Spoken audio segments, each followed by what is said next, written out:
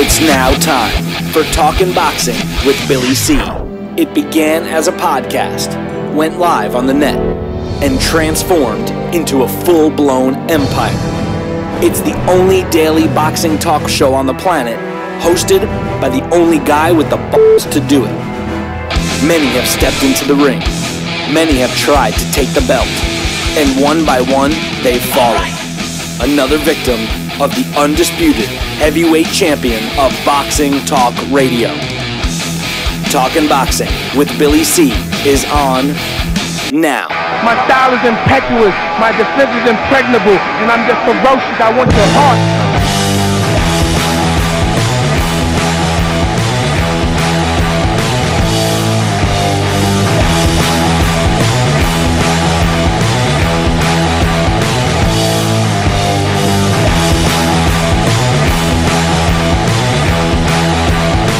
And we're coming to you live from the Billy C Studios in Lake George, New York. I'm Bill Calogero, and it's time for the Billy C Show.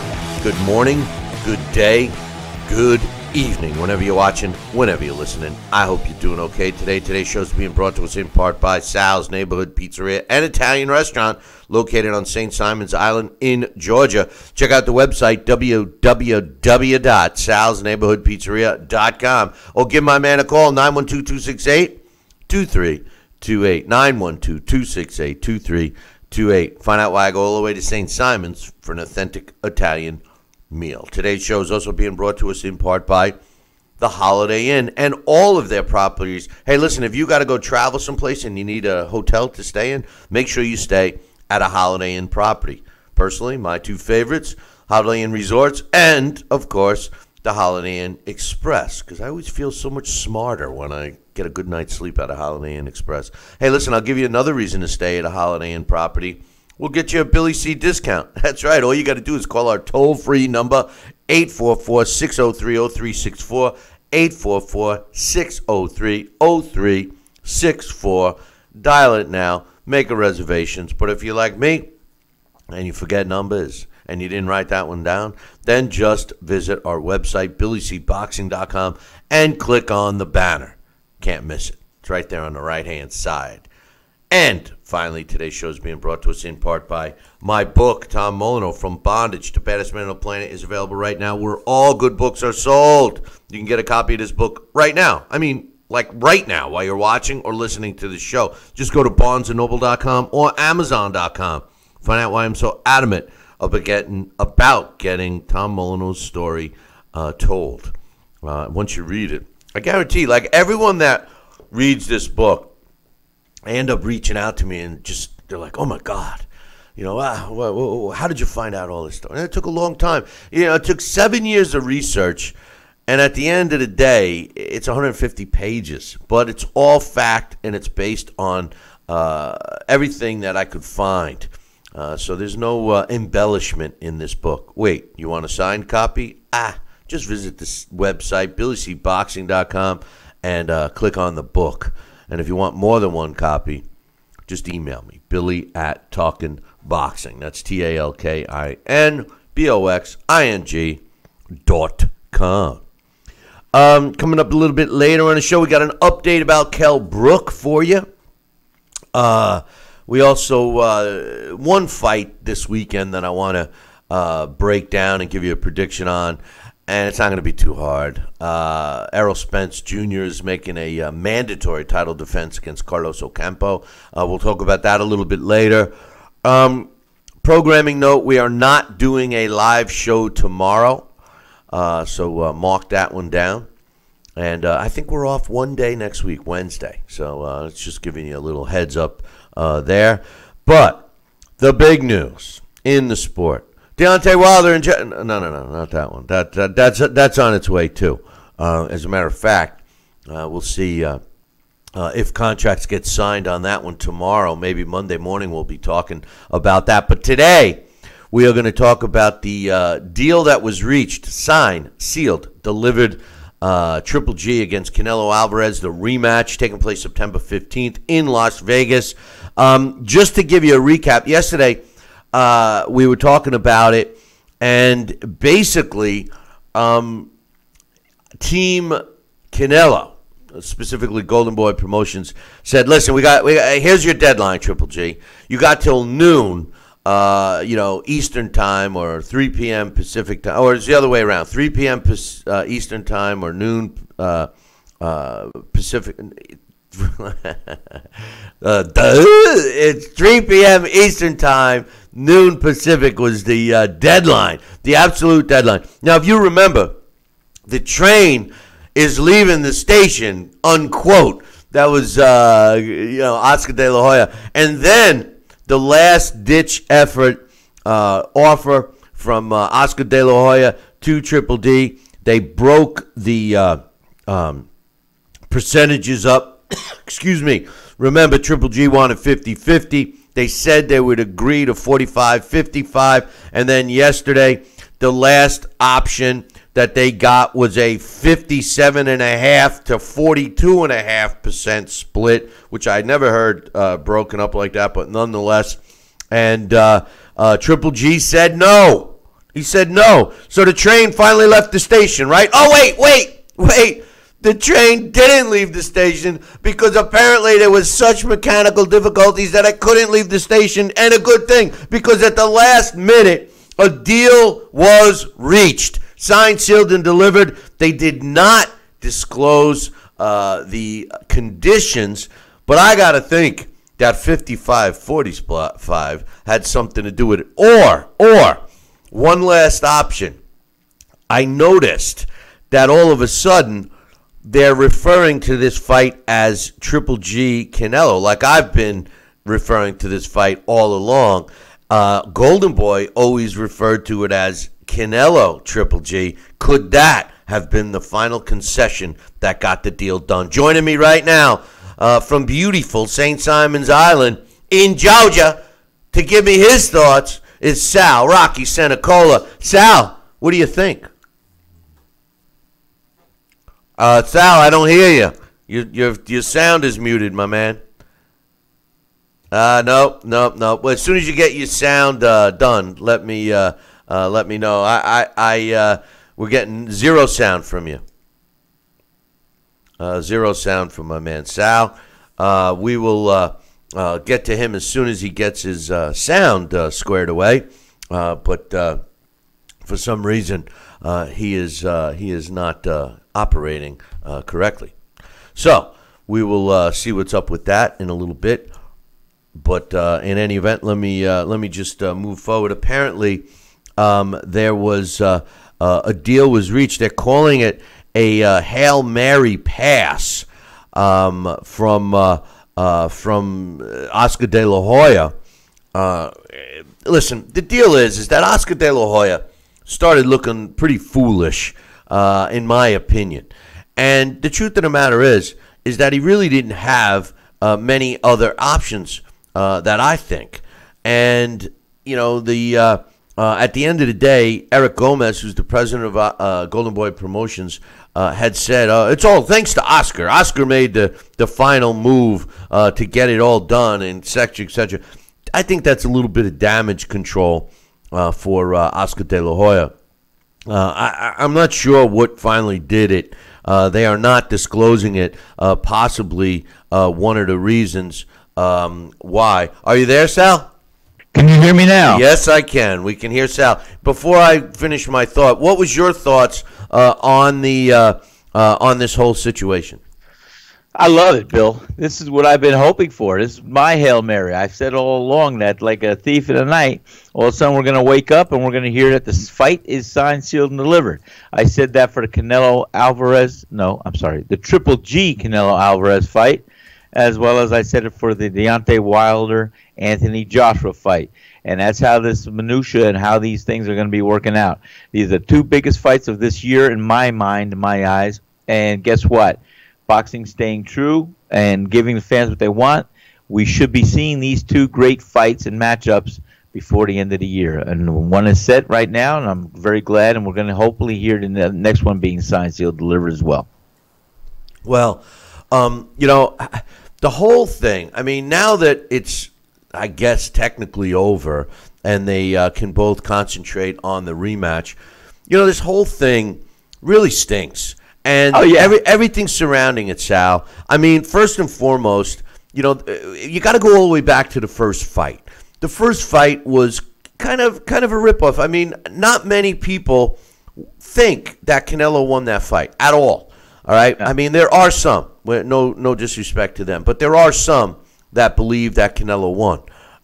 Those are people that don't see clearly, but nonetheless, most people that know the sport all feel Triple G won the fight. So that's number one. Then they set the rematch up, and we all know what happened. You know, Canelo tested positive for performance-enhancing drugs not once but twice in February.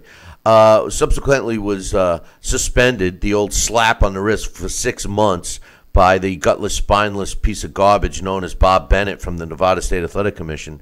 Then they start negotiating again, and all hell breaks loose, and somehow Team Canelo has successfully, to a degree, Sal, turned the tables on Triple G to make him look like the bad guy. I applaud Triple G for holding strong with his split. Now, whether he ended up getting 50-50 or whether he agreed to the 55-45 split, I don't know. But at the end of the day, he didn't agree to the 42.5 and 57.5. That's a big half, you know, I'll tell you. That's good. And you know what? It's a 50-50 split. It should be. And it should even be maybe Triple G having more. But I know the popularity of Canelo Alvarez is what's calling for it to be more on his side. Now, in the end result, let's see. Maybe they have a different split sharing with the pay-per-views or some other thing or some other deal.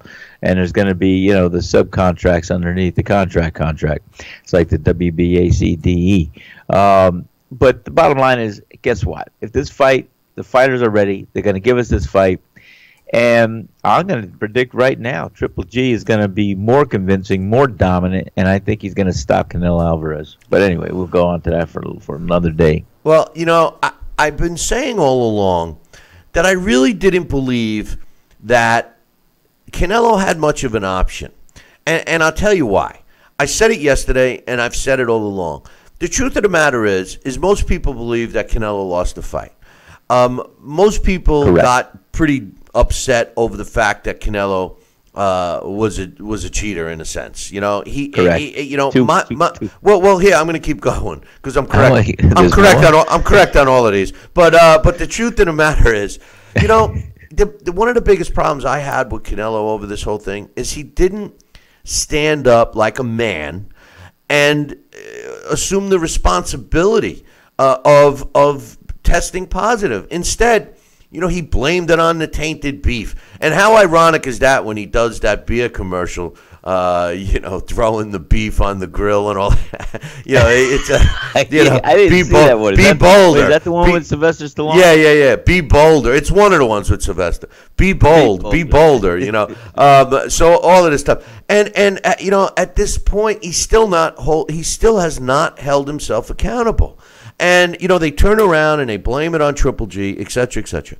Now, they threatened Triple G with a deal with Daniel Jacobs. Now, they claim that they were going to move ahead with Daniel Jacobs' fight, but some rumors I heard was that Daniel Jacobs laughed at the offer that they made Canelo to fight Daniel Jacobs. In the meantime, Triple G, it was reported yesterday by Steve Kim. Now, Steve Kim, who has been on this show, as a matter of fact, he was part of this show for a while, is a reputable reporter. And he said that there was already a deal in place, not only just in theory, but a date and everything, and a location for Triple G to fight Billy Joe Saunders on August 25th in Los Angeles. Signed, the deal was there. Billy Joe Saunders was ready to sign, and they were up front and said, listen, we're still working on the Canelo fight. And lo and behold, Canelo gets the fight. But Triple G has promised Billy Joe Saunders a fight as soon as he dispatches of Canelo in September. So I really think, despite what they were saying, Sal, and I mean they, meaning Team Canelo, that Triple G actually had more options than Canelo. What do you think? Oh, 100%. I'm telling you right now. First of all, I think Canelo, as much as he believes in himself as being the biggest draw on the face of the earth, to maximize that is the Triple G fight for him. Could he have gotten big money fighting a Kell Brook? Could have gotten some good money. He could have gotten some good money with Billy Joe Saunders. Those two are also styles that maybe might not make Canelo Alvarez look good in a fight. As I always say, styles make fights, fights make styles. And the bottom line is those are two styles that I think Canelo might have a little difficulty with. But the bottom line is, as it came out and as it was reported, you were saying that Canelo Alvarez kind of turned the tide, turned the tables, and made Triple G look like the bad man, where he was just really trying to do what Triple G does. He puts his blinders on. He's a lunch pail kind of guy. Go to work, keep his mouth shut, and do what he's got to do. He's humble. He's quiet, and he lets his fist do the talking in the ring. And he trains. He does what he's got to do. I think he's a good role model for the sport of boxing. And the bottom line is, he took a lot of shots without getting hit, I'm saying, from the Canelo Alvarez camp. And I think that he's just going to be quiet about it and wait till he gets in a ring, and he's going to try and punish Canelo for all the missteps that have been evident on his end. I like the fact that Triple G held strong. At least theoretically. I mean, he wanted 50-50. I think he deserved 50-50. Yeah. And we won't know, at least today, what the actual split was. But Canelo, I mean, when you really think about it, Canelo and Oscar De La Hoya, really, at this point, both of their images took a hit. And, there has to be some damage control thrown in here. And, to not fight Triple G, I think the repercussions for Canelo would have been a lot worse than they kind of admit. And I mean they, again, meaning Golden Boy. Triple G, the masses, most of the people believe that Triple G was the victim, regardless of the attempts of Golden Boy to spin that. And, yes, Daniel Jacobs would have been a good fight for Canelo. But Daniel Jacobs might have destroyed Canelo. Even like you had suggested about Billy Joe Saunders, I don't agree with you. I thought that, maybe Canelo would have beaten Saunders. But both of those fights would have been good for Canelo, but very risky. Now, I'm not suggesting Triple G isn't a risky fight, but they did accomplish one thing with this whole suspension. Again, they meaning Golden Boy. Triple G, it'll be a year. Right? So I mean, one whole year, and Triple G actually had one fight in between. Now, with that said, Sal, does the inactivity, at least, in a ring, in a real fight for Canelo, hurt him at all? I mean, Triple G moved forward with his May date because he didn't want to stay out of the ring. What will the effect of being out of the ring for 1 year with Canelo be? Well, the truth of the matter is, you'd have to believe that Canelo has been in the gym, and being in the gym is different from being under the lights in the main event and having yourself in a boxing match. So, but the bottom line is he is a professional. This has been a long takeoff time, rest period for him. I don't think at his level of being a competitor and champion, it's going to really affect him too much. It will affect him somewhat, and but not to the degree that it's going to really hurt his performance. You're going to see what you're going to see from Canelo. It's kind of predictable. It is not going to be anything new in my mind. It's not going to be anything that he's been working on. He's going to introduce. Canelo is a hard-working, tough, well-conditioned fighter, and I think what you see is what you get with him, aside from beef. But the bottom line is, I think there's a lot of things that are going to be a lot of things going on with this fight, and I think psychologically. First of all, if Canelo tested and was proven to be active with performance-enhancing drugs, or whether it was self-inflicted or whether it was tainted beef, bottom line is there's going to be all eyes on Canelo and all tests on Canelo. So let's say hypothetically, I'm not accusing, not saying, but let's say hypothetically that Canelo Alvarez has been using some kind of substances, and I'm just saying, I'm not accusing, not saying anything, so I don't want to be held liable or anything here. But let's just say in his mind or whatever, he's had this little shot of confidence, becoming stronger, becoming bigger, becoming whatever he is, and to a degree where he's been using this for the last couple of fights or years, whatever it might be. And then all of a sudden he gets discovered as using it, or has had a steady ingesting of tainted beef, if you will. And now all of a sudden all eyes are going to be on him, and all tests are going to be subject to seeing what he's going to be doing, and all screens are going to be looked at. Well, now he's going to go into the ring of battle with one of the most successful undefeated middleweight champions that we've seen in our recent decades here, and he's going to have to do it all on his own. And like I said, if he's been taking anything for the last couple of years or last couple of fights, and he's got this little, well, hey, this is great, and I feel it. Well, all of a sudden he's not going to feel it. He's going to say, well, I don't have this. I'm just back to just me, and we'll see. So psychologically, there might be things going on there. So you got the year's rest. You got the psychological thing that you're not going to be able to take anything to enhance yourself, and you got a lot of other things going on. The whole minutia of this fight to become where it is. And Canelo, I think in his heart of hearts, knows that maybe he's lost some favoritism.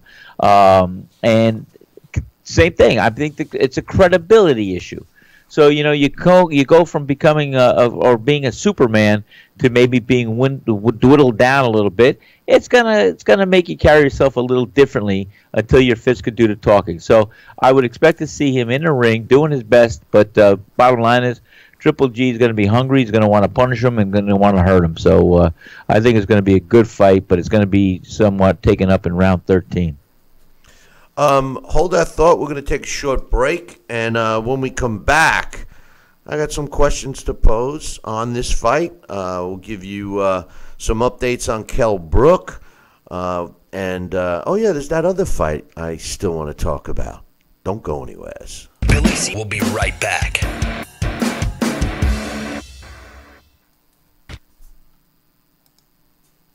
Broken air conditioning, $4,400. Failing refrigerator, $2,500. Don't let outrageous repair and replacement bills like these bust your budget. Get the First American Home Warranty Plan. And when a covered appliance or system breaks, we'll repair it or replace it for you. We had a high-end dishwasher go kaput. They put it in a brand new dishwasher. We have plans that cover air conditioning, most appliances, plus heating, plumbing, electrical systems, and much more. Plans start as low as $25 a month. Why let a major appliance or system breakdown bust your budget or go through the hassle of finding trustworthy service people? Last year alone, we saved our customers over $120 million. Don't wait until something breaks and you're stuck with a huge bill. You save a lot of money. It's absolutely worth it. If you don't have First American Warranty, get it. Call 1-800-946-6234 for your free no-obligation quote.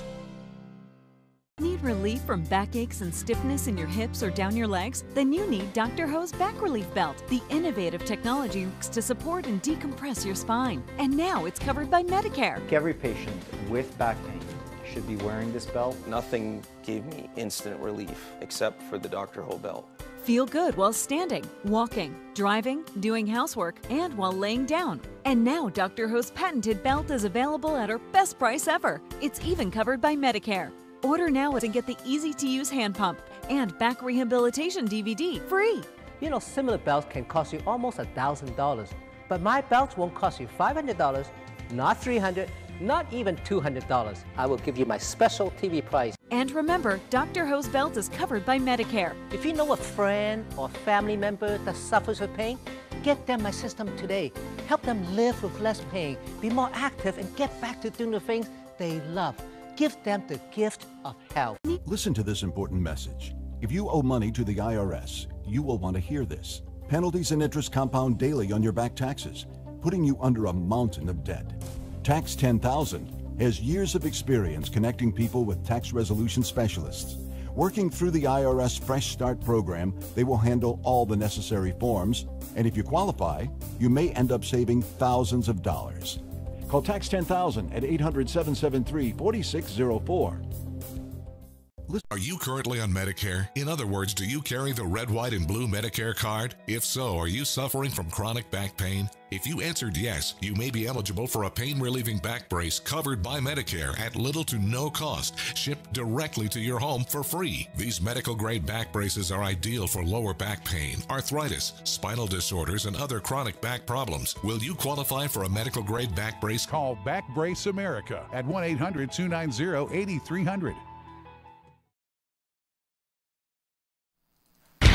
Check out BillyCBoxing.com now, or feel the wrath of the mighty mustache. Oh, that hurts! Why are you doing that to my face? I hate you. That's BillyCBoxing.com. Consider this your warning. Now back to Billy C. Interact with the show at BillyCBoxing.com.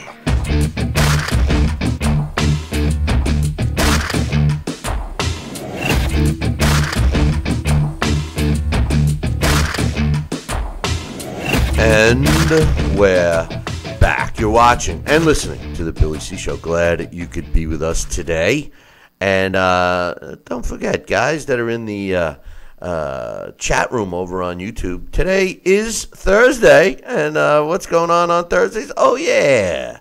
Super Chat Thursday. Super Chat. So anything that you guys can do, we'll see what happens. But in any event, you know, here's the thing. When you look at this fight, I keep saying that, you know, it was inevitable that it was going to happen. And I'm glad that Triple G, and one other thing we got to give Triple G credit for, Sal, is that Triple G kind of went above and beyond what his own promoter was advising him to do. Remember, his promoter advised him to take the fight. And by holding out, I think he put an extra several million in his pocket, and you know, I honestly don't think it was about the money. I think it was really became about the principle with Triple G. Now, you know, I always say, you know what I say when they say it's not about the money, it's about the money. But I really think that it was about principle with Triple G. What's your thoughts on that thought? I think it's a combination. I think Triple G deservingly should definitely get a large percentage and be satisfied with the money. I mean, we're looking at the guy who has had a stellar career, and he's in the twilight, I would think, in his career. I think he's got maybe 2 or 3 good fights in him, great fights in him. But like I was saying all along, Bill, this fight, there could be closure with this fight. Like hypothetically, you know, it goes as planned, and Triple G does win. He could retire and go into sunset and not have to answer. Yeah, there's Billy Joe Saunders. Yeah, there's another rematch with Kell Brook. Yeah, there's Anthony Jacobs rematch. There's a lot of things out there that could happen. But the bottom line is, this is the one. Sal, that would be Daniel Jacobs. Daniel Jacobs. Who did I say? Anthony. I was gonna say to you, hey Sal, who the hell is Anthony Jacobs? But anyway, go ahead. Oh man, I just put the heavyweights with the middle. Unbelievable. I'm making up my own dream. Hey, don't give anybody any more ideas. We don't need another weight class. Something. This could be like a dream fighter. Put the two talents together and create a, you know. Nah, let's forget about it. Fantasy fighting, another level. I think that you know, with Daniel Jacobs, great guy, great fighter. I think he's got a good career ahead of him after the whole episode of Triple G Canelo Alvarez is completed. And I think, you know, Triple G's got to be, I guess, strategizing right now what he wants to do. And to maximize his money, we both know, you and I, Bill, that the biggest money for them out there right now is going to be this rematch with Triple G and Canelo Alvarez. For each fighter, that's the biggest money for each of these fighters. So, like I was saying last week, for Triple G to go past and just fight a Billy Joe Saunders and then retire or do whatever he's got to do, there was going to always be that nagging little thing on the back of his mind or in his heart saying, hey, yeah, I really won that fight. I never got a chance to do it. And so I'm glad it's going to come to fruition, and we're going to see what happened and where it's going to go from here. So this is the fight that he can complete. It's going to answer everybody's questions.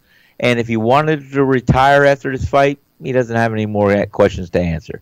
If he wants to go on and fight a Billy Joe Saunders or fight a rematch with Daniel Jacobs or Kell Brook, he's got those opportunities too. But this was the biggest fight for the largest amount of money that he could do, and that also Canelo Alvarez could do. So for the bottom line, like we were saying with Anthony Joshua and Deontay Wilder, when you are in boxing, nothing is guaranteed for tomorrow.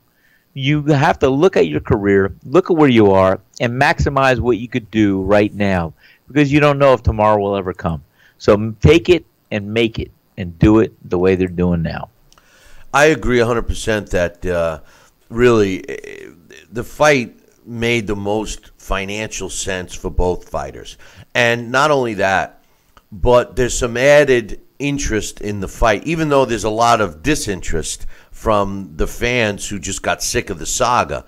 But because he meaning Canelo, tested positive for performance-enhancing drugs, and because he wasn't man enough to hold himself accountable and all those things, the non-diehard boxing fan, the casual fan, may be interested in this fight because there's some sideline stories. Now, both of these fighters, when you go into this fight, here's what I see, or at least I see as options for both guys post Triple G Canelo 2. If Triple G wins the fight, I would think that he would go right after Billy Joe Saunders or Murata, the Japanese regular champion in Japan. That's another type of a fight. Or whoever the IBF decides to sell their championship to, the one that they stripped Triple G of, which, by the way, I have a tendency to say things and then everybody thinks that I say it and then all of a sudden it comes true. Well, don't be surprised, boys and girls, if the IBF all of a sudden gives their belt back to Triple G. I would not be shocked. Very good point. Yeah, and I'll tell you why. I'll tell you why there's a good chance that it happens. Number one, the IBF has not declared who would fight for their vacated title. We all know that Deverenchenko is one side, but they haven't picked the other side yet in terms of the next available opponent. And I think that what they could always say is, well, the reason why we stripped them was we thought that the Canelo fight wasn't going to happen. Now that the Canelo fight happens, it's our duty to the sport to reinstate Triple G as our champion so that he can fight Canelo, then order the winner of that fight to fight Deverenchenko. That's what I'm telling you may happen, okay? But in any event, those would be the three options for Triple G. Now, if Canelo wins the fight, I think that his main target would be Billy Joe Saunders. Same thing with Daniel Jacobs. That's an option for him. Or if the IBF had named another champion, he would go after him. Now, if Canelo loses this fight, you could bet your last dollar that his next opponent will be Spike O'Sullivan, okay? You could bet your last dollar that if Canelo loses this fight, his next opponent will be Spike O'Sullivan. If Triple G loses this fight, I think he retires. That's my opinion.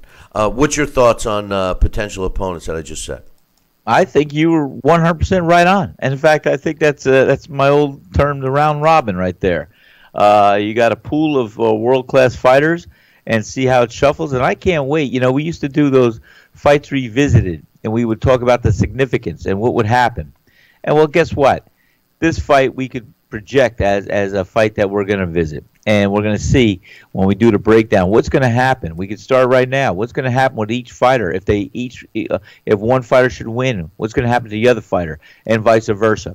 And I think, as you suggested, Triple G wins this fight, he can retire. He could put closure. He could do whatever he wants to do, or he could take out another 1 or 2 fights. We'll see. If he loses this fight, he's got enough money. He looks in the mirror and he says, you know what? I want more. I want more. I want either a rematch or rubber match, or I want Billy Joe Saunders. I got to retire with a belt. Who knows? But there are definitely that mix of world-class fighters that we've seen at the rising to the top of the middleweight division, and I think they're all going to make a good fight in the future. And you were so right on with Canelo Alvarez if he should lose this fight and a Spike O'Sullivan opportunity. Yes, I could see that. Yeah, I think that would be the headliner, the headlining fight for Canelo. Unless there's some kind of BS that took place that justified a third. The only way a third fight could happen is if Canelo won. But like you, I don't think that that this fight is going to go the distance to give Adelie Bird another chance at trying to screw Triple G. I think that I don't think they should let her even in the stadium. They shouldn't let her in the state. But anyway, I think that that you had made a point several weeks ago about Canelo, and that his mental, and this is us just assuming. Just us assuming, that's all. Well, assuming that, he's been, kind of eating the cheeseburgers all along. If he was eating cheeseburgers all along. Right. I think that what could be going on mentally now, like you had suggested, is that confidence may be missing. And if the confidence is missing a little bit, he might fight a little more tentative, a little more careful. And Triple G, just like you said also, Sal, and I do agree, that Triple G, I don't think he's going to mess around in his fight. I think Triple G is going to go for the win quickly. And I don't think this fight is going to go to distance. Somebody's going to go to sleep in this fight. Yeah, and I do think it's going to be Canelo Alvarez. I'll tell you what. Triple G in his last fight, when he did get caught too. He got hit by Moroshi in a little bit, and that's when he said, "Okay, no bull aside now. I got to put this guy out in the sleep."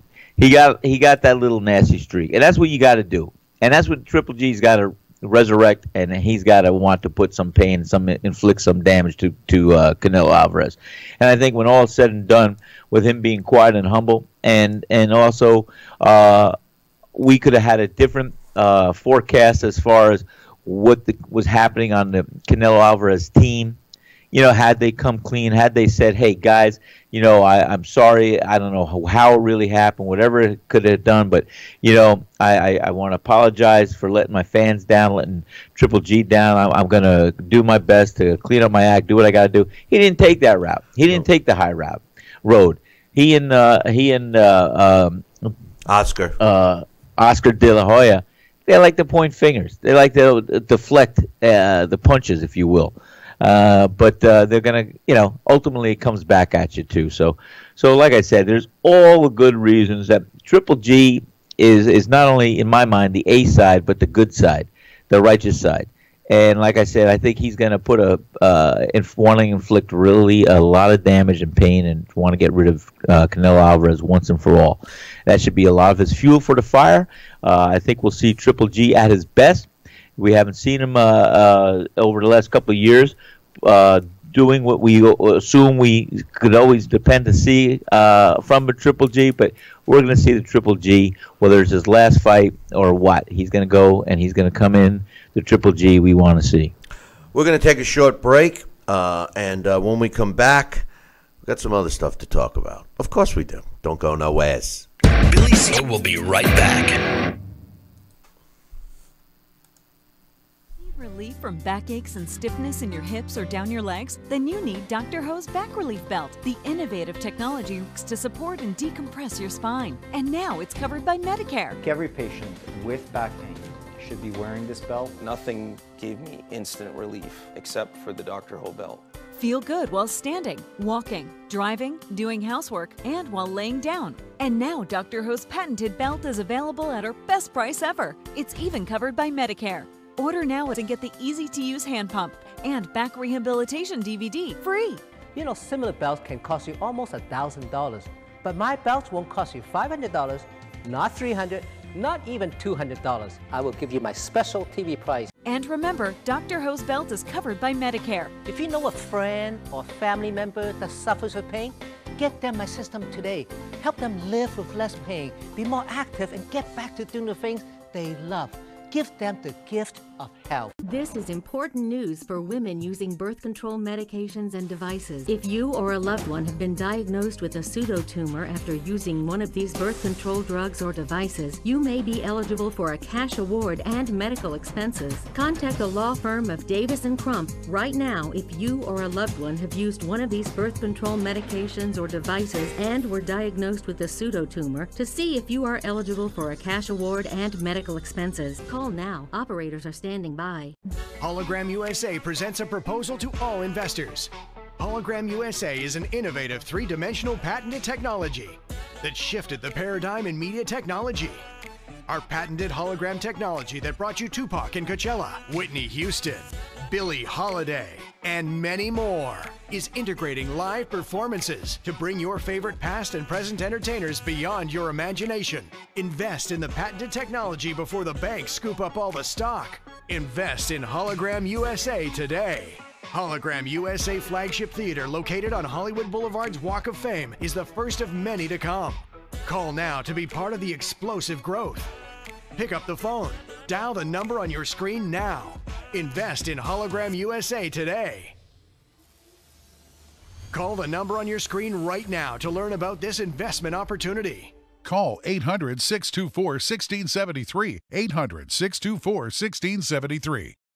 Are you currently on Medicare? In other words, do you carry the red, white, and blue Medicare card? If so, are you suffering from chronic back pain? If you answered yes, you may be eligible for a pain-relieving back brace covered by Medicare at little to no cost, shipped directly to your home for free. These medical-grade back braces are ideal for lower back pain, arthritis, spinal disorders, and other chronic back problems. Will you qualify for a medical-grade back brace? Call Back Brace America at 1-800-290-8300.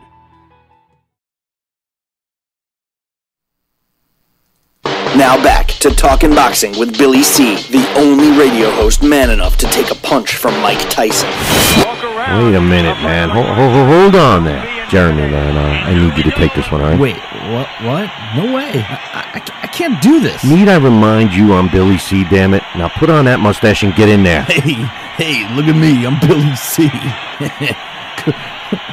Crap.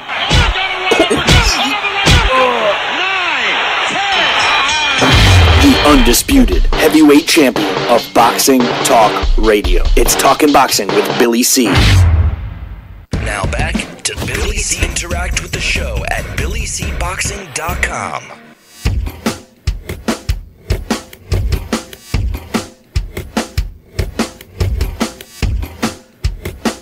And we're back. You're watching and listening to the Billy C. Show. Glad you could be with us. One final thought on the Triple G Canelo rematch.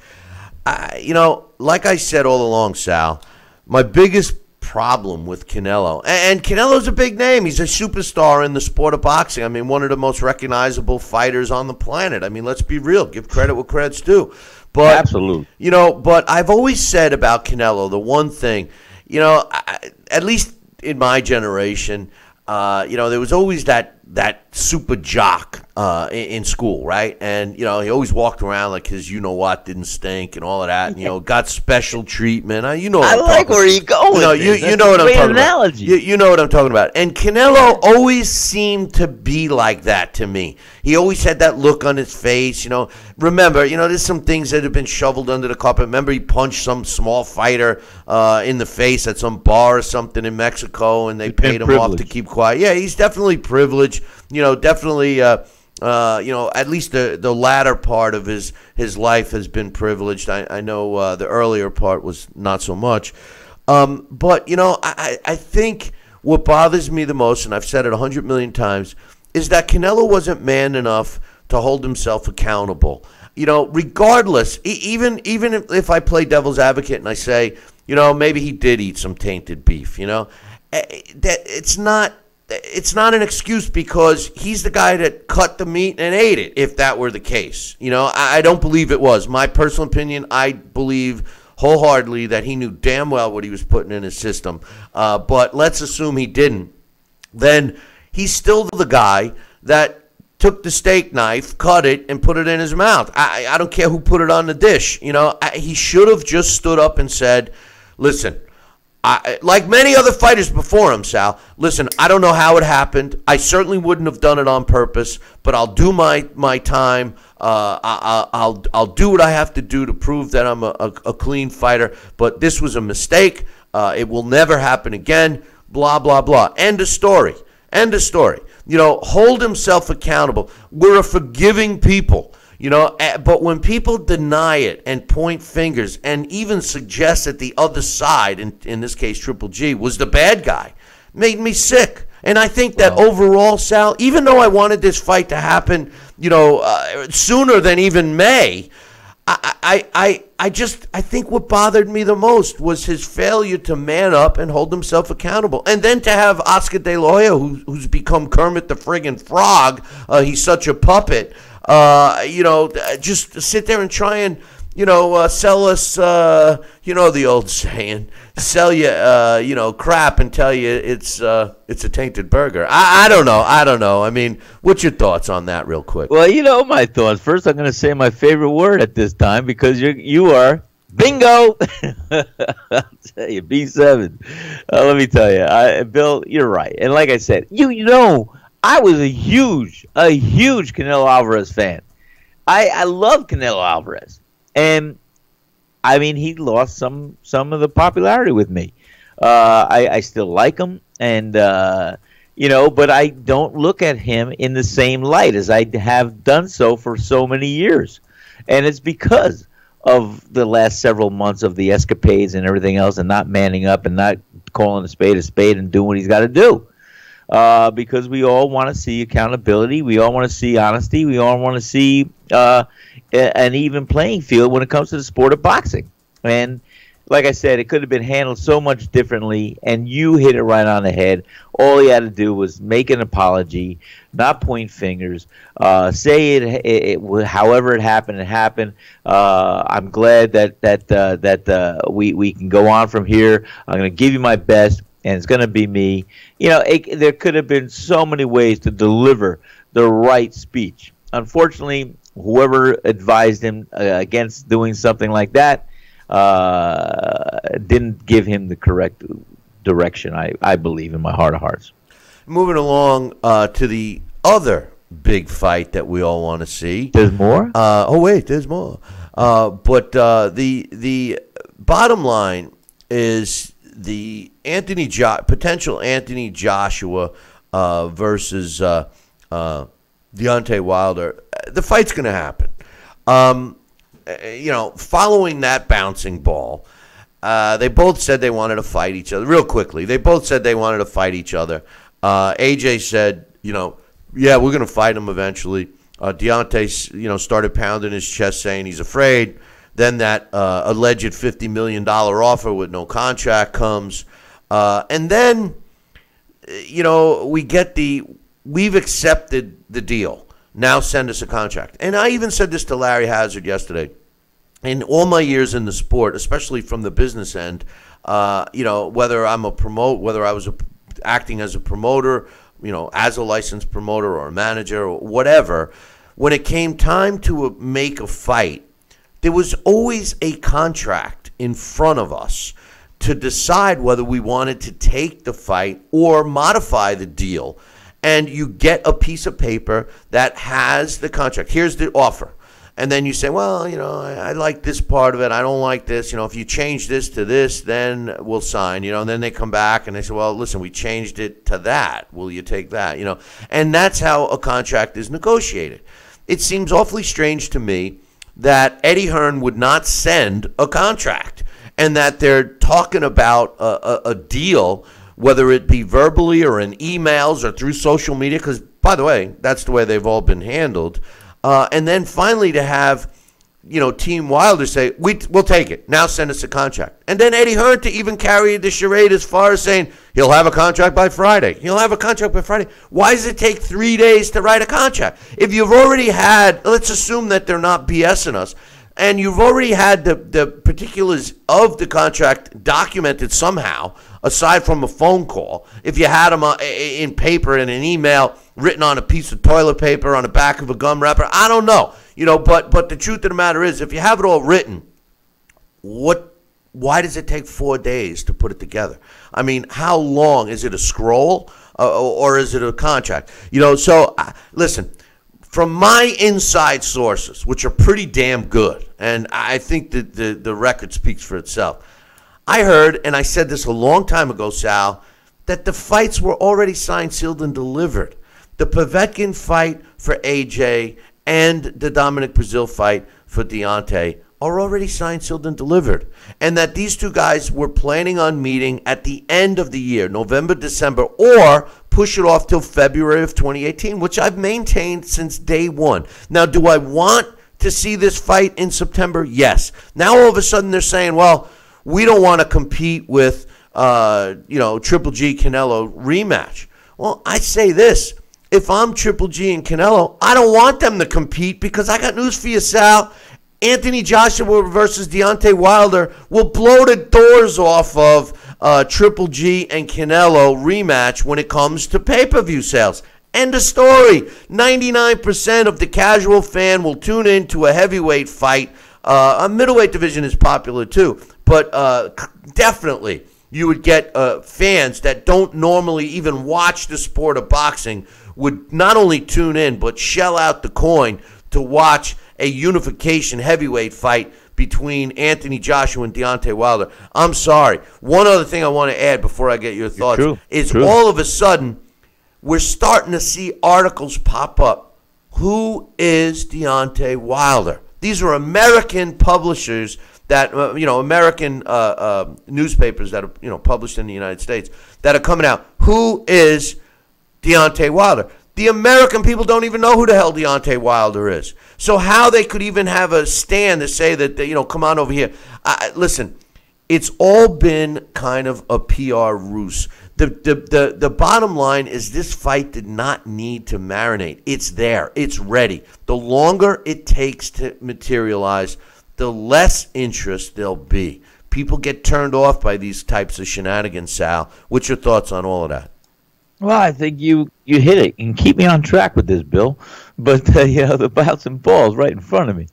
I definitely, it doesn't have to be hidden the fact that I am a Deontay Wilder fan, and if I was in his corner or part of his team, I would have been doing some PR work all along, so that the American fans here in the United States or the United States fans would not have had to ask too much about who is Deontay Wilder. The bottom line is, right now, they should give a little up close and personal. See what made him tick, what got him motivated, what got him into boxing, where he came from, how does he feel, what's his psyche like, what was his biggest challenge. We want to get to know him. I think the PR work should have been all along.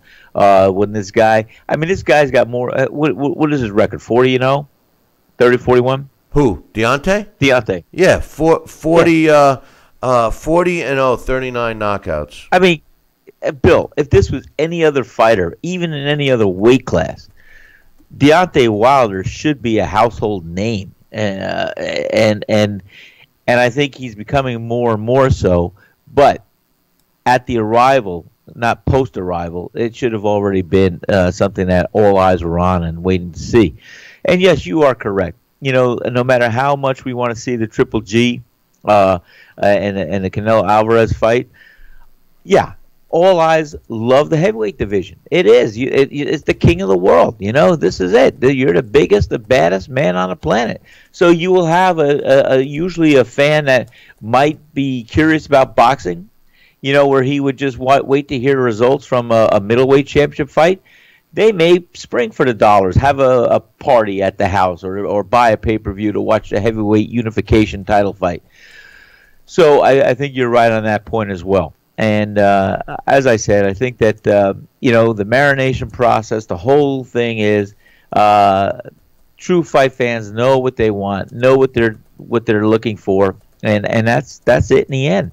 And the fighters should be astute enough to try and take that lead and make things happen for the fans and for their purses. Because the same thing I was going to say about Canelo Alvarez or Triple G Canelo Alvarez is the same thing that has to be said about the heavyweight division with Deontay Wilder and Anthony Joshua. There is no other big money fight for each of those fighters other than fighting each other, and that is the biggest fight.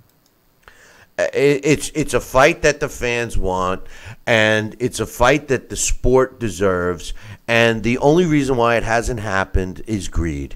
And, with all due respect to both sides, it's a risky fight for both of them.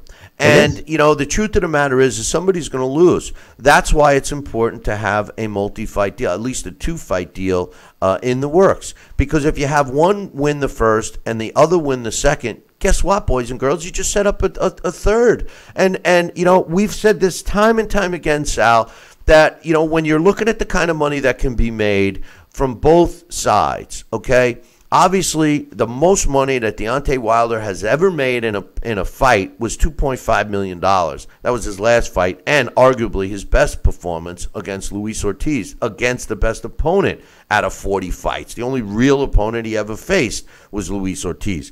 So that's the truth. Deontay Wilder could make his $20 million, whatever he's going to end up with the first fight. And should he win, like you suggest he's gonna, then guess what? The guy is going to be making 50 to 100 million for the rematch, or even for the third fight. Who knows? If he wins a second fight, there is no third fight.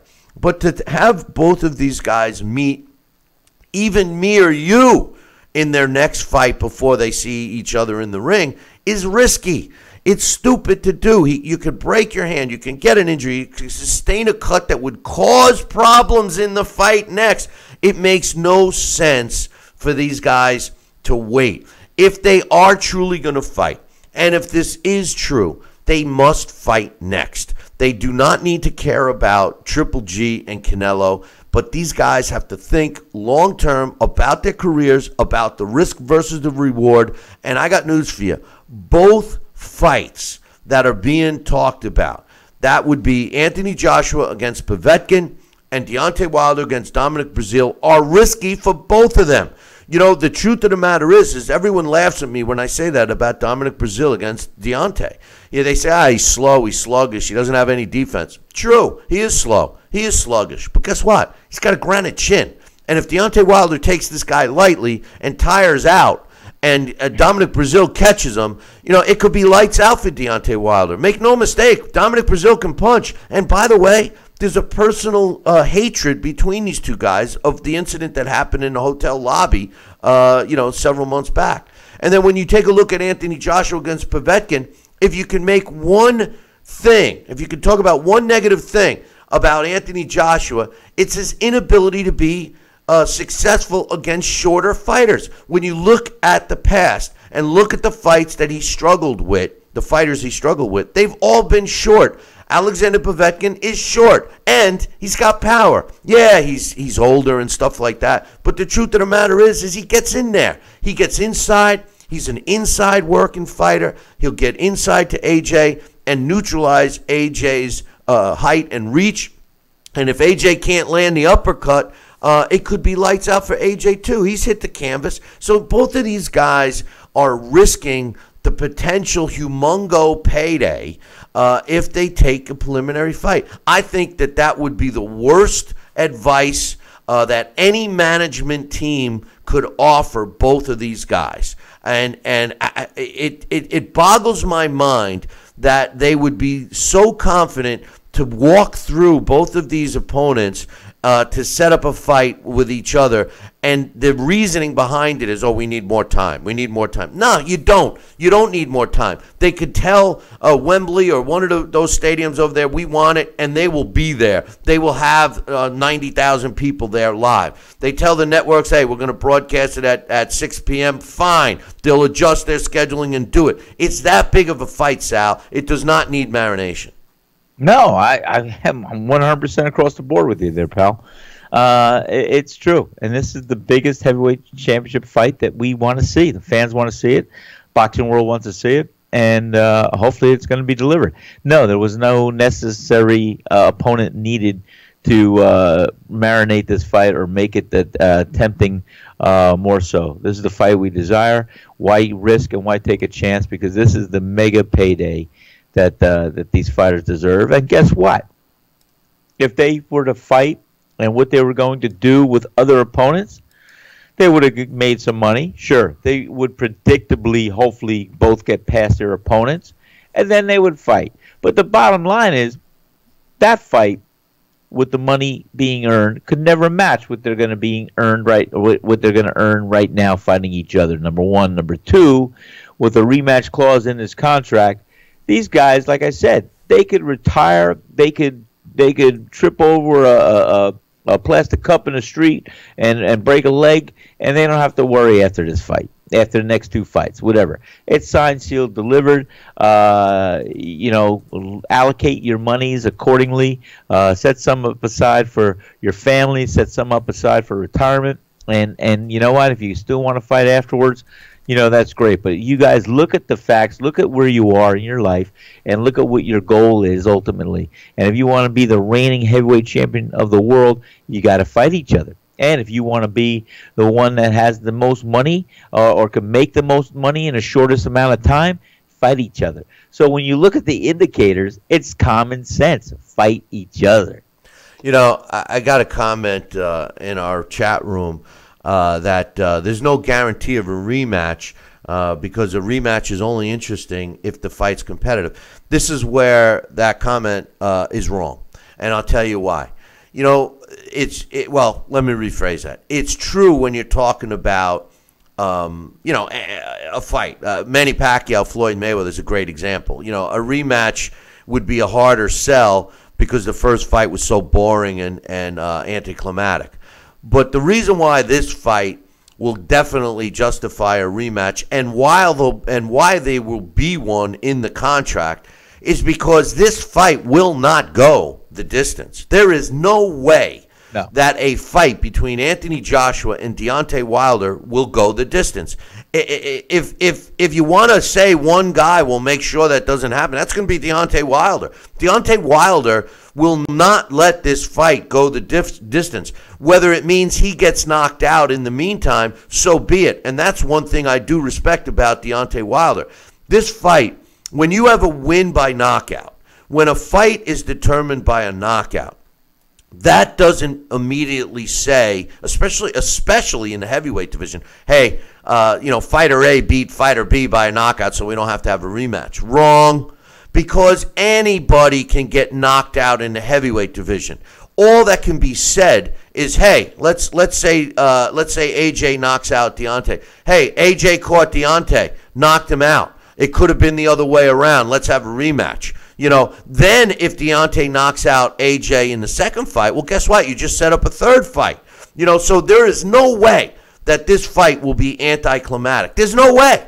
The styles of these two guys, and quite honestly, the lack of skill that Deontay has and the one-trick ponyism that he is, will definitely, you could bet your last dollar that this fight is going to end with a knockout. Either Deontay's knocking out Anthony Joshua or Anthony Joshua's knocking out Deontay. Bet it. You can bet that. I'll guarantee that the odds of this fight, the over-under, are going to be so, you're going to get so much money, they're going to entice you with the over odds so much, because nobody in their right mind that are going to set a line on this fight is going to think that this fight will go to distance. No, I disagree with the comment in the chat room. There is no way that there will not be a rematch unless one of the fighters don't want a rematch. This fight will be justified to have a rematch regardless. If Anthony Joshua or Deontay Wilder knock the other one out in the first round, in the first minute, there'll be a rematch. If they knock him out in the 9th round, there'll be a rematch. It doesn't matter. There's going to be a rematch, Sal. No, you're right, Bill. I mean, that's part of the contract. And, like you said, it could be any given night. And Or did I say that? But you never know. A flash in a pan. Well, I got caught, or I dropped this, or he got lucky, or whatever. They're gonna spin it. They're gonna spin it and win it. So the bottom line is, whatever happens in this first fight, I know there should be or will be a rematch, because one thing will be validated, either the but I was in there, but who knows what's going to happen. But the people will pay for it, because you have Anthony Joshua, you have Deontay Wilder. They have a huge fan base, and the fans are going to pay for it. So the bottom line is, yeah, I see this fight, no matter what happens with the first fight, definitely a second fight would be validated, and that's what's going to happen. And I'll tell you what, it's I would say the over/under is going to be the completion of 6 rounds. Will it go before? Will it end before 6, or will it go past 6? And I'll tell you right now, I think that's a sweet spot right there around the 6th round. Well, there will be respect from both fighters. Yeah, they will respect each other's power. And Deontay Wilder, his chance of knocking out Anthony Joshua is to show no respect, because Anthony Joshua might be thinking too much in there against Deontay Wilder. Deontay Wilder, as much as I'm critical of his one-trick ponyism, that's his biggest advantage in this fight. And the reason why I say that is because Deontay Wilder has to go in for the kill immediately. And he has to catch Anthony Joshua off guard, not ready, maybe a little dry. In case anybody has never seen an Anthony Joshua fight, I mean, the ring walk takes him 40 minutes. He doesn't even loosen up because I'd have to stop and have a couple of beers on my way to the ring by the time. I mean, he walks 1.5 miles to the ring. He stands in between burning fires. They got live bands going on. I mean, it's quite the entrance. But the truth of the matter is that Deontay Wilder has the advantage when it comes to the quick knockout. And the reason is because of his lack of skill. He's going to come in there and he's going to say, I better knock this guy out. The sooner the better. And catch AJ off guard. And Anthony Joshua is going to be thinking, he's a guy that is more skilled. Whether you want to admit it or not, to anybody out there that wants to disagree with me, Anthony Joshua is clearly more skilled. But with that said, they're going to prepare for Deontay Wilder's unorthodox style, which is impossible. Great term. That's what I was looking for. But what I'm saying, though, but what I'm saying is, it's hard to prepare for a style like that. But that's what they're going to try to do, and they're going to try to work with counterpunching, because Deontay his footwork is so terrible, and when he delivers his punch, he's out of position, etc., etc. So these are all the technical mistakes that Deontay makes that Anthony Joshua's team is going to work on exposing. But and I don't disagree with that. But in order to do it, you have to recognize which one just took place so you can counter. And Sal, you know this more than anybody. And the truth of the matter is he's going to be overthinking in there. Deontay Wilder is going to come out saying, I got to knock him out. I got to knock him out. He's got one thing on his mind. That's it. That's it. So don't think. I'm picking Anthony Joshua in this fight, and I will all the way to the end.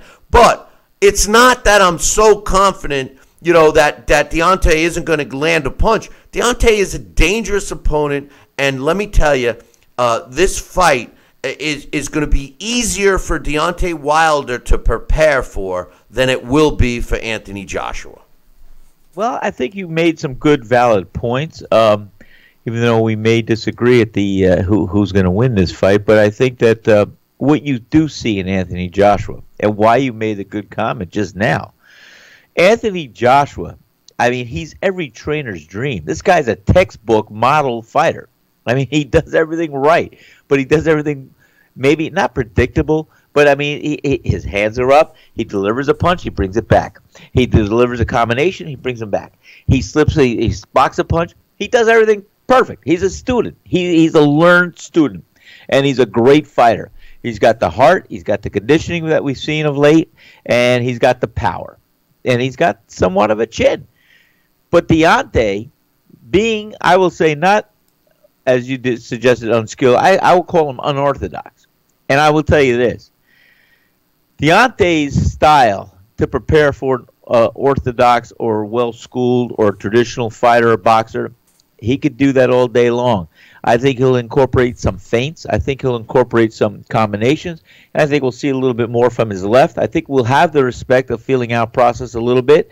But I think when the first punch is going to be landing, it's going to be an overhand right or an overhand left. Who knows what it's going to be. But the bottom line is, I think a fight is going to be one that, as you suggested, that Deontay Wilder is going to have an easier time preparing for Anthony Joshua than Anthony Joshua anticipating or preparing for Deontay Wilder. Listen, we're going to take a short break, and when we come back, give you an update on Kell Brook. I'll give you my breakdown and prediction on Errol Spence, Carlos Ocampo, and no more Triple G, Canelo, and AJ Deontay Wilder talk. I promise. We'll be back in 2. Billy C will be right back. Part of the Billy C Boxing Network. Snacking has never been this exciting. At Graze.com, we combine wholesome ingredients with the flavors we all love to create over 100 exciting snacks. Like these. We'd love to send you a Graze sampler box for free. Just go to Graze.com, enter the code ENJOY36, and we'll mail your free box to your home or office. Join thousands of Grazers already in love with our exciting snacks. So come to Graze.com for your first box free. Need relief from backaches and stiffness in your hips or down your legs? Then you need Dr. Ho's Back Relief Belt, the innovative technology to support and decompress your spine. And now it's covered by Medicare. Every patient with back pain should be wearing this belt. Nothing gave me instant relief except for the Dr. Ho belt. Feel good while standing, walking, driving, doing housework, and while laying down. And now Dr. Ho's patented belt is available at our best price ever. It's even covered by Medicare. Order now and get the easy-to-use hand pump and back rehabilitation DVD free. You know, similar belts can cost you almost $1,000, but my belts won't cost you $500, not $300, not even $200. I will give you my special TV price. And remember, Dr. Ho's belt is covered by Medicare. If you know a friend or family member that suffers with pain, get them my system today. Help them live with less pain, be more active, and get back to doing the things they love. Give them the gift of health. Listen to this important message. If you owe money to the IRS, you will want to hear this. Penalties and interest compound daily on your back taxes, putting you under a mountain of debt. Tax 10,000 has years of experience connecting people with tax resolution specialists. Working through the IRS Fresh Start program, they will handle all the necessary forms, and if you qualify, you may end up saving thousands of dollars. Call Tax 10,000 at 800-773-4604. Endless pools are an incredible alternative to traditional pools, making it easy and inexpensive to swim at home. Exercise year-round against a smooth current set to your desired pace and temperature. With our new underwater treadmill, you can walk or run without stressing your joints. Endless pools are simple to install and even simpler to maintain. The water stays crystal clear with almost no chlorine. Call for your free idea kit and experience the freedom of swimming at home.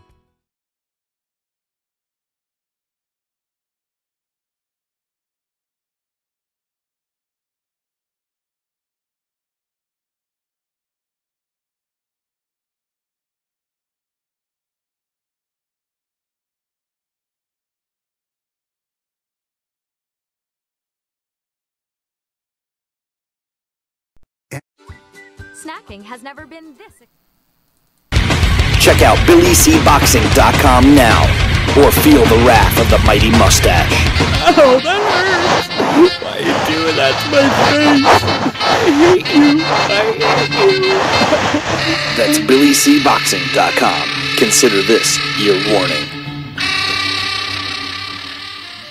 Now back to Talkin' Boxing with Billy C. He may not have an Excellence in Broadcasting award, but the night's still young. And he's got martinis. So you never know what may be by morning. It's Talkin' Boxing with Billy C. Talkin' Boxing with Billy C. Now back to Billy C. Interact with the show at BillyCBoxing.com.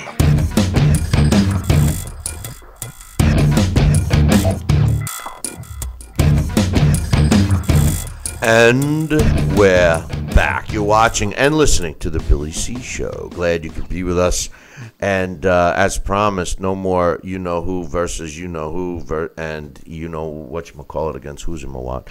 I have a lot to say. Yeah, we're going to talk about Kell Brook. That's right. Kell Brook is returning to the ring. I know you're a big Kell Brook fan, former IBF World Welterweight Champion.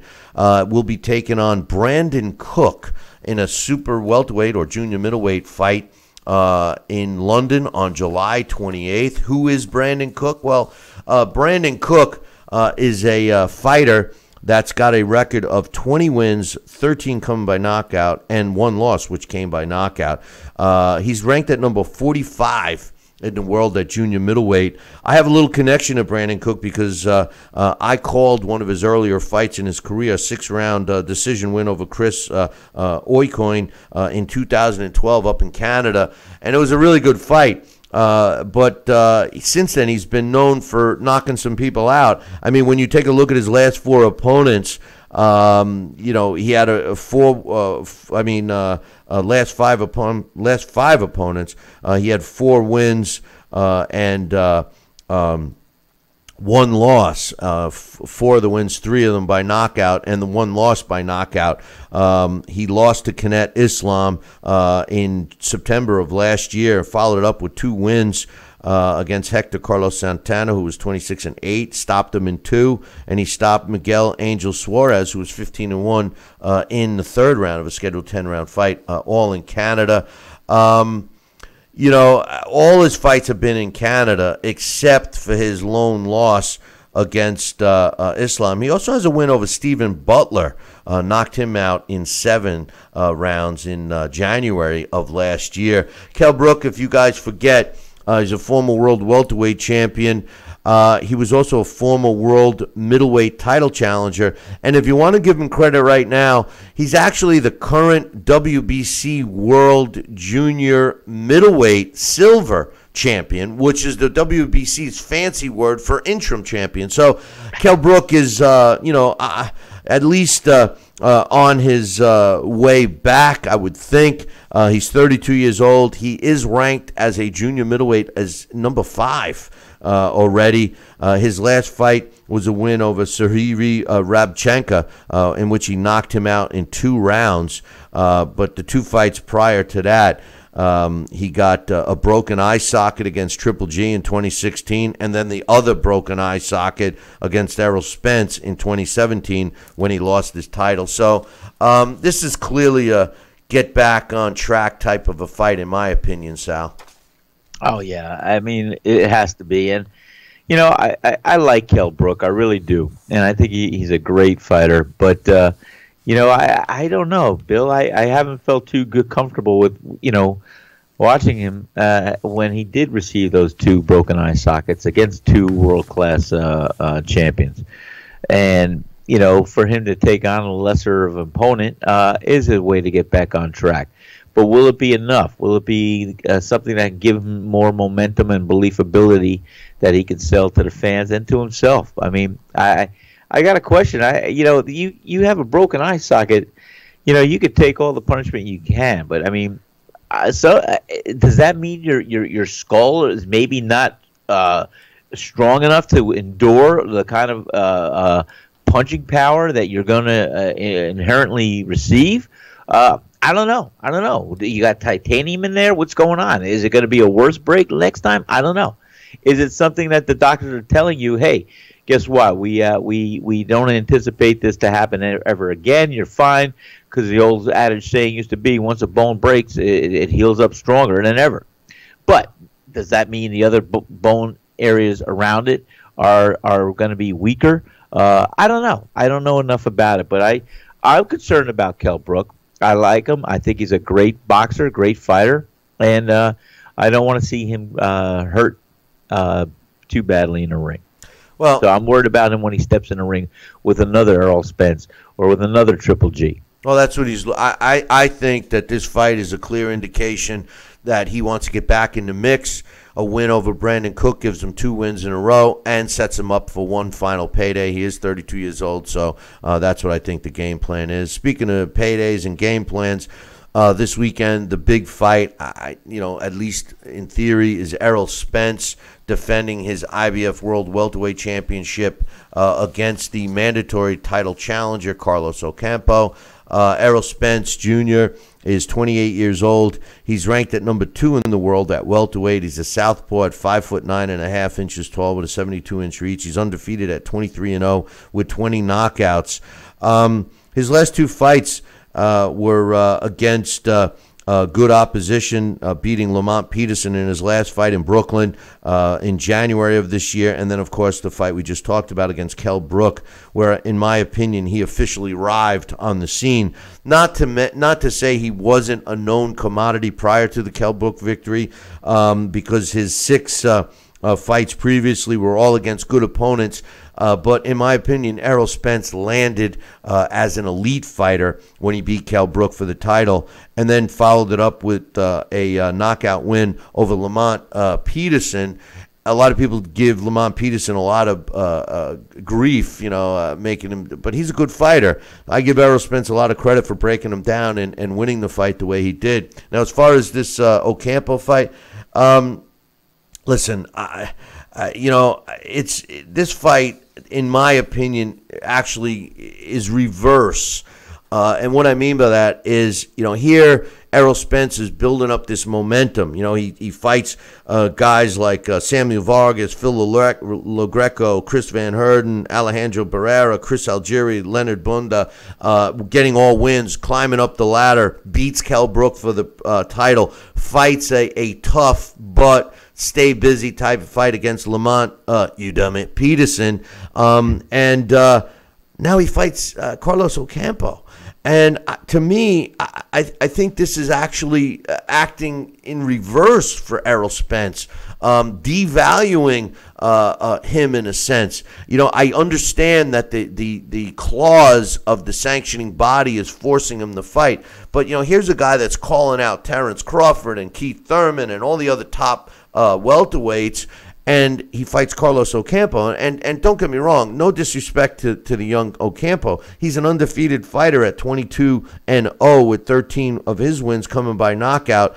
But when you look at his record, I mean, his last 6 opponents were all against safe opposition, which means if you really look at them, yeah, they had winning records. Yeah, they had impressive records, but they didn't have a chance against Ocampo, and they certainly wouldn't have had a chance against a guy of Kell Brook's quality. Listen, make no mistake, this is not going to be a competitive fight, and I'm thinking that Errol Spence is going to show the world that a guy like Carlos Ocampo does not belong in the same ring with him. I don't expect Errol Spence to pussyfoot around in this fight. I think this fight's going to be over quickly. What's your thoughts, Sal? Bill, like I said, there's nobody who could break down the necessity of a fight going in other than you. And I really appreciate your words. And, I will tell you, Errol Spence has been one of the best kept under wraps secrets that exploded onto the scene with the last couple of fights, as you said. I think he is a great fighter. I think we haven't seen the best Errol Spence yet, but I think we will as he matures and as he gives us more of a show against the great opposition that he can face in this division.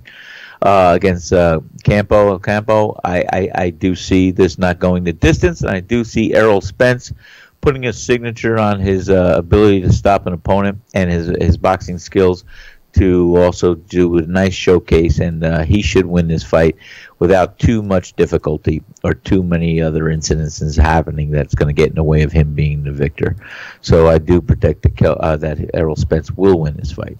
I got a couple of emails I want to read. This first one's from my man Jesse. He says, hey, Billy C, here are my picks. Spence is going to blow out Ocampo in 7. It's not going to even go 7, I don't think. Daniel Roman beating Flores in a unanimous decision. Granados stopping Fortuna in 7. That should be a thriller. I don't know about that one. He says, Ugas knocking out Batista. Jermone Gidley, unanimous decision over Serrano. Billy is Kelly versus Georgia step down for Kelly since he beat Carlos Molina last fight. He should win.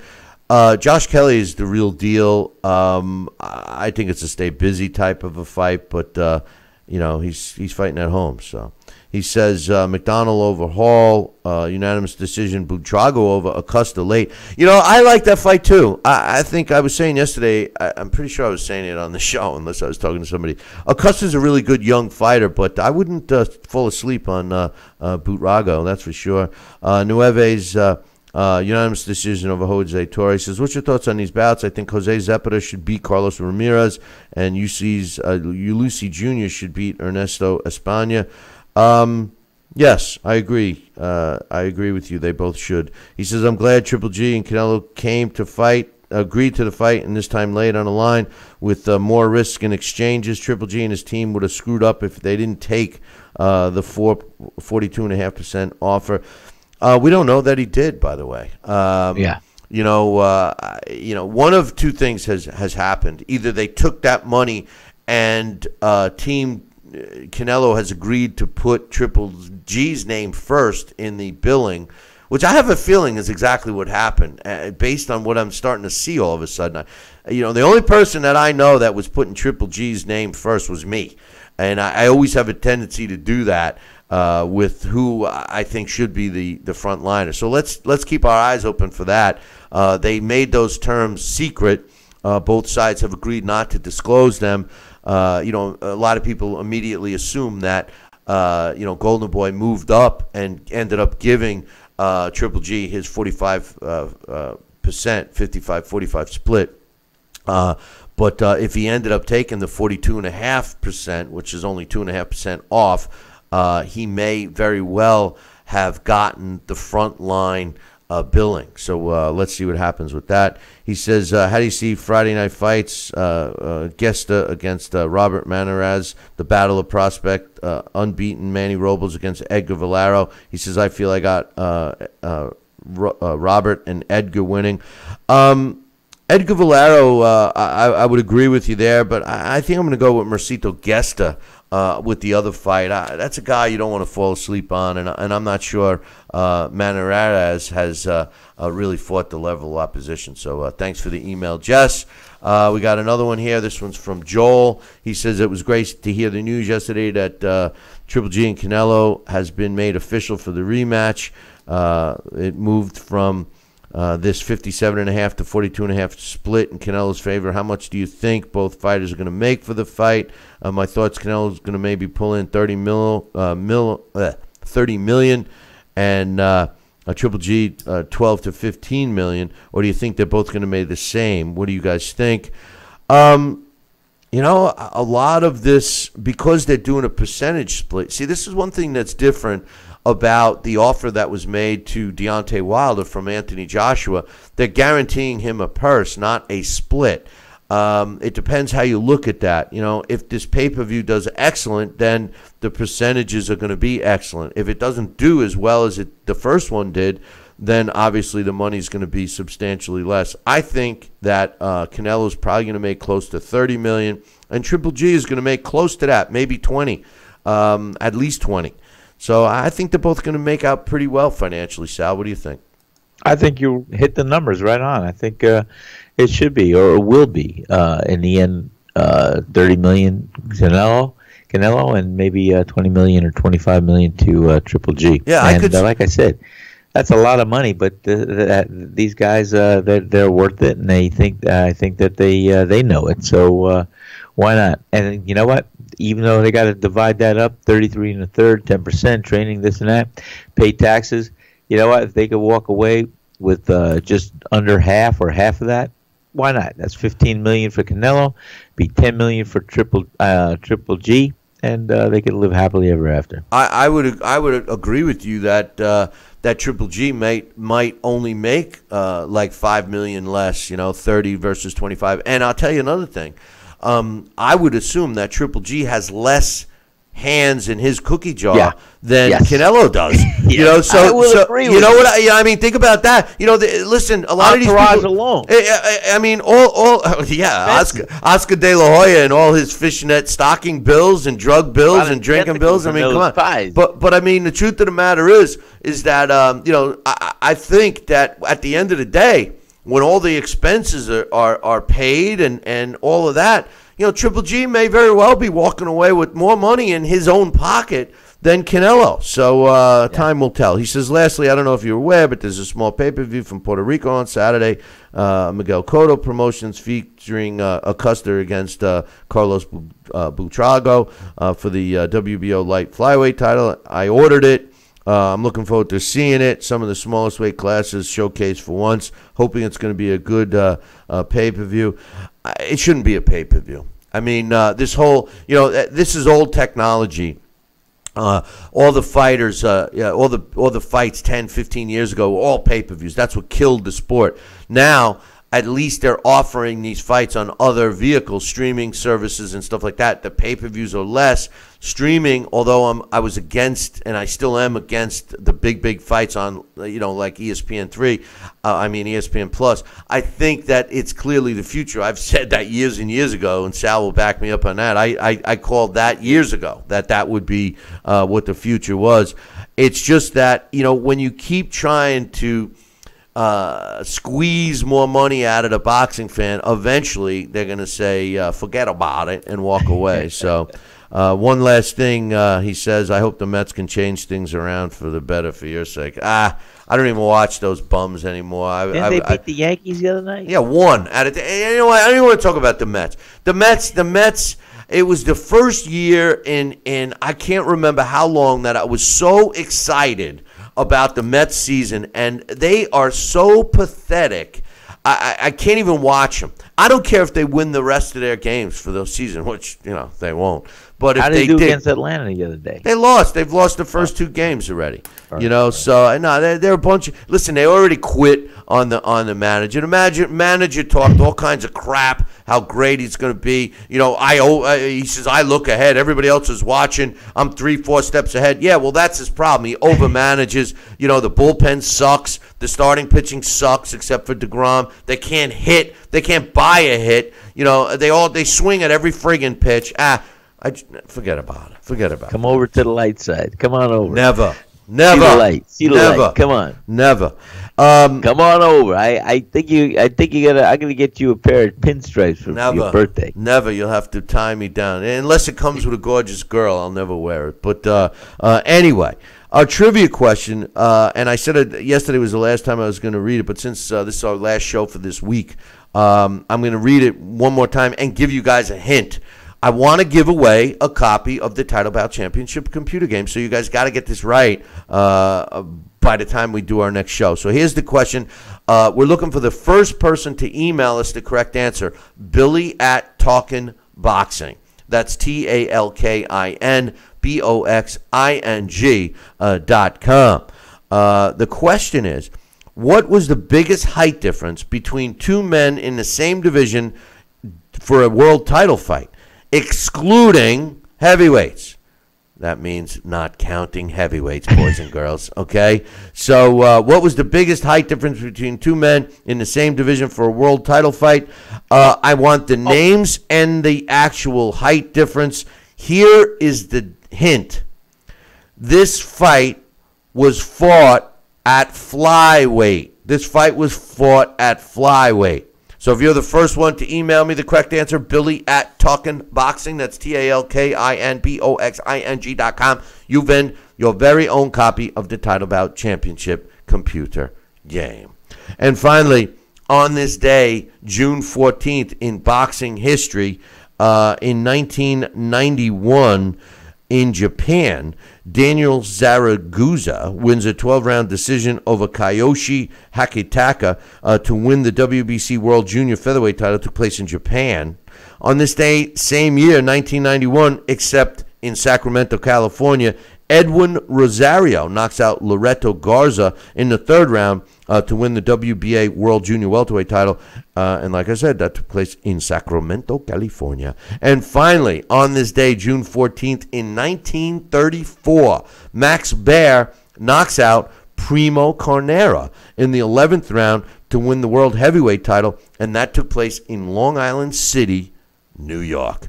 Listen, boys and girls, that concludes our show for today. We are not doing a live show tomorrow, but we will be back on Monday. And so far, we're only going to be off on Wednesday of next week. But just listen. Enjoy as much as you can of the Errol Spence Jr. fight. At least we get to watch them. There are some other fights that we did not break down. There's a fight on tonight. There's a fight on tomorrow night. There's some other fights on Saturday. So try and watch as many fights as you can. And make sure you tune in Monday morning. Same bat time, same bat channel. Until then, I'll leave you with this. Ciao, baby.